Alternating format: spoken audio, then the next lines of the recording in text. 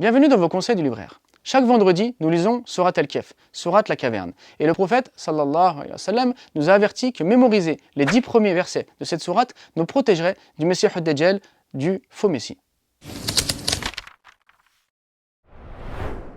Donc tout menteur, toute personne qui trompe, qui montre une apparence qui est fausse, peut être appelé Dajjal. Ainsi, avant la venue du Messie ad-Dajjal, avant la venue du faux Messie, il y aura un ensemble de Dajjal qui viendront pour égarer les gens. Et notre auteur, à travers son livre, veut nous montrer que cette civilisation du Dajjal est déjà en place. C'est-à-dire une civilisation qui nous montre une apparence qui est totalement faux, qui se tourne vers un matérialisme ambiant afin d'anesthésier, de faire disparaître la foi. Et c'est ce que l'on va découvrir à travers les récits de Surat al-Kahf.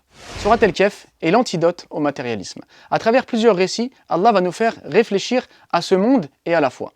Dans le récit avec laquelle commence donc cette sourate, les gens de la caverne, on va découvrir une société matérialiste, une société qui se tourne vers l'incroyance, une société qui rejette son Seigneur, mais des jeunes croyants qui refusent cette société et qui donc se mettent à l'écart de celle-ci, qui se réfugient dans leur foi afin donc de ne pas se laisser avoir, de ne pas se laisser embarquer par cette société matérialiste qui détourne de l'essentiel.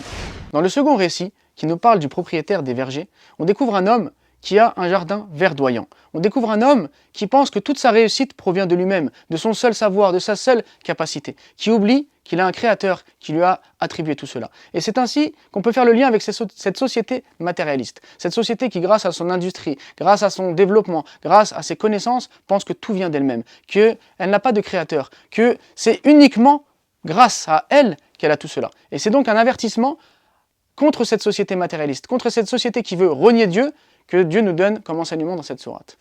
Dans le troisième récit, le récit de Moussa et d'El-Khidr, on se rend compte que la science n'est pas limitée, qu'il ne faut pas s'arrêter uniquement sur les apparences. Et c'est là qu'on va également faire le parallèle avec ce monde, car cette société nous propose des idéaux, nous propose des idéologies, nous les vend d'une certaine manière alors qu'on se rend compte que derrière il y a autre chose. Et dans le récit de Moussa et d'El-Khidr, on se rend compte qu'il ne faut pas se précipiter, il ne faut pas juste voir les choses par rapport à ce que l'on voit directement, mais il faut chercher plus loin. Et donc, c'est un avertissement contre toute pensée superficielle, contre toute vision limitée des choses qu'il convient donc d'approfondir, comme ce récit avec Moussa et El-Khidr nous montre qu'il faut justement aller vers la science, qu'il faut avoir de la patience pour comprendre les événements qui nous entourent. Quant au dernier récit, avec Dhul-Qarnayn, il va nous faire réfléchir encore plus loin.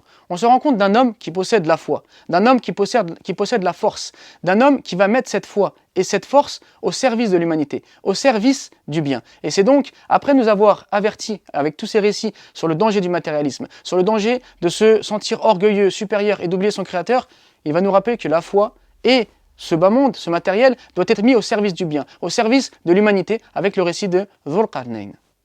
À la fin de cette sourate, Allah nous rappelle que son savoir est infini, que son prophète est un être humain et que pour connaître le bon chemin, nous devons le suivre.